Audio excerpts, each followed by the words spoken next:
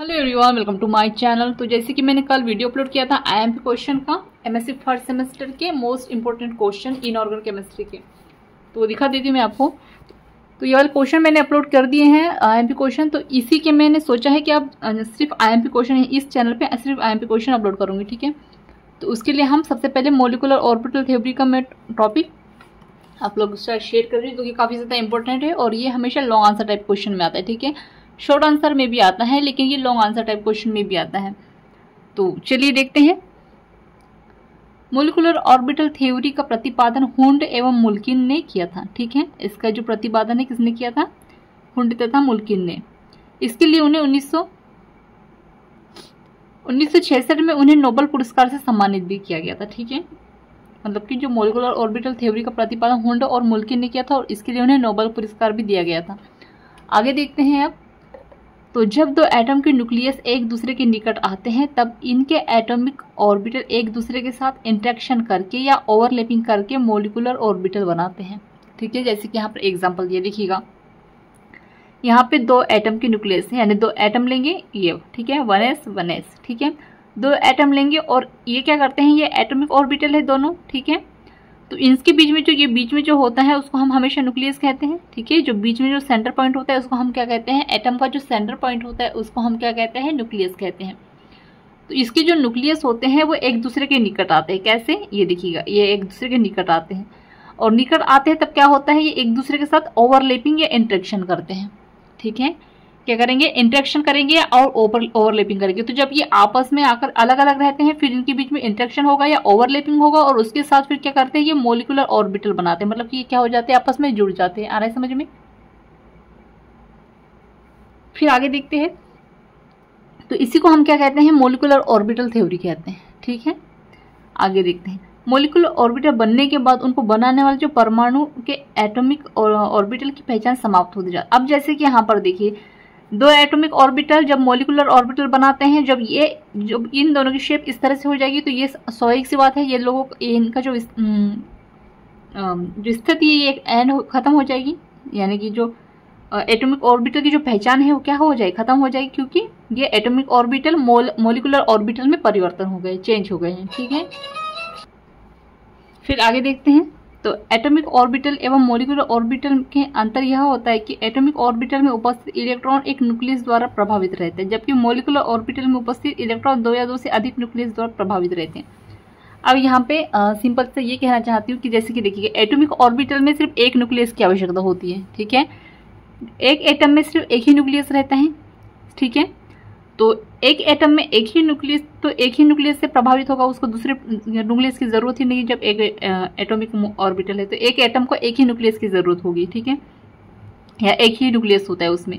तो यही कह रहा है कि एटॉमिक जो ऑर्बिटल होंगे या मोलिकुलर ऑर्बिटल में यही अंतर होता है कि जो एटॉमिक ऑर्बिटल की उपस्थिति में इलेक्ट्रॉन एक ही न्यूक्लियस द्वारा, जो इसके इलेक्ट्रॉन होंगे ये एक ही न्यूक्लियस द्वारा प्रभावित रहते हैं, और जो मोलिकुलर ऑर्बिटल होते हैं उनमें इसके जो इलेक्ट्रॉन होंगे या दो या दो से अधिक न्यूक्लियस द्वारा प्रभावित रहते हैं, ठीक है, क्योंकि इसमें दो या दो से अधिक इलेक्ट्रॉन भाग ले सकते हैं। आ रहा है समझ में? आगे देखते हैं। केवल वे ही एटॉमिक ऑर्बिटल आपस में जुड़ सकते हैं जिनके लिए सिमेट्री अनुमति देती है एवं जिनकी एनर्जी लगभग बराबर होती है। तो इन दोनों की एनर्जी क्या होनी चाहिए? लगभग बराबर, और इनकी सिमेट्री भी ये अनुमति देनी चाहिए, ठीक है। और इनकी जो एनर्जी होगी वो कितनी होनी चाहिए? बराबर होनी चाहिए। जैसे 1s है तो 1s। आगे देखेंगे। प्रत्येक मोलिकुलर ऑर्बिटल को वेव फंक्शन साइज से द्वारा प्रदर्शित करते हैं। यह इलेक्ट्रॉन के पाए जाने की प्रायिकता को दर्शाता है, ठीक है। यहाँ पे वेव फंक्शन, इसका जो मोलिकुलर जो ऑर्बिटल होता है इसको हम वेव फंक्शन से दर्शाते हैं, क्योंकि ये इलेक्ट्रॉन के पाए जाने की प्रायिकता को दर्शाता है। आ रहा है समझ में? आगे देखेंगे। जितने एटॉमिक ऑर्बिटल और ओवरलैपिंग में भाग लेते हैं उतनी ही संख्या में नए मोलिकुलर ऑर्बिटल बनते हैं। एटॉमिक ऑर्बिटल जितने एटॉमिक ऑर्बिटल भाग लेंगे मोलिकुलर ऑर्बिटल में उतने ही नए मोलिकुलर ऑर्बिटल बनेंगे। मतलब एटॉमिक ऑर्बिटल जितने ज़्यादा होंगे उतने ज़्यादा मोलिकुलर ऑर्बिटल बनेंगे। आ रहा है समझ में? आगे देखते हैं।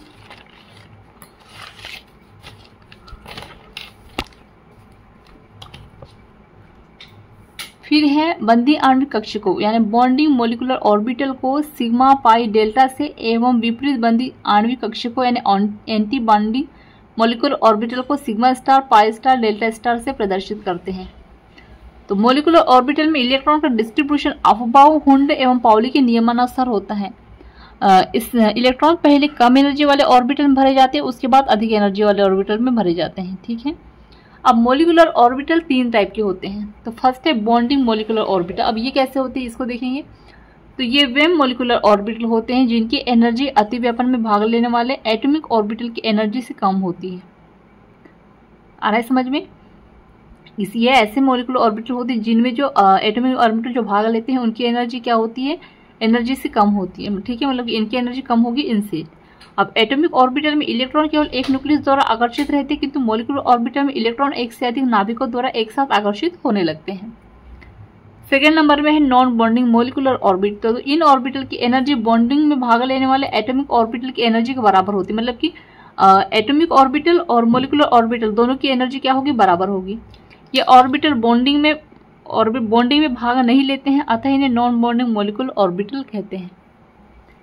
नेक्स्ट है एंटी बॉन्डिंग ऑर्बिटल। तो ये इन मोलिकुलर ऑर्बिटल की एनर्जी अतिव्यापन में भाग लेने वाले एटॉमिक ऑर्बिटल की एनर्जी से अधिक होती है। मतलब कि जो एटॉमिक ऑर्बिटल होती है उनकी एनर्जी से ज़्यादा होती है मोलिकुलर ऑर्बिटल की एनर्जी। आ रहा है समझ में? मतलब मोलिकुलर ऑर्बिटल की एनर्जी एटॉमिक ऑर्बिटल की एनर्जी से अधिक होगी। इन ऑर्बिटलों में इलेक्ट्रॉन के प्रवेश से सिस्टम की एनर्जी बढ़ जाती है।